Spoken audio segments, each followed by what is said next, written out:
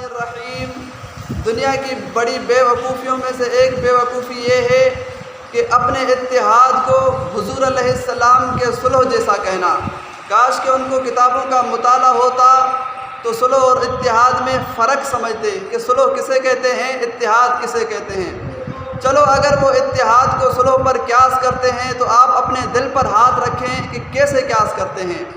آپ بتائیں کہ حضور علیہ السلام کا صلح کفار مکہ سے کس بات پر ہوا تھا، اس صلح میں کیا طے ہوا تھا، وہ صلح کتنی مدت کے لیے طے ہوا تھا، اس صلح میں کیا شرائط طے ہوئے تھے اور کتنی مدت میں ختم ہوا تھا۔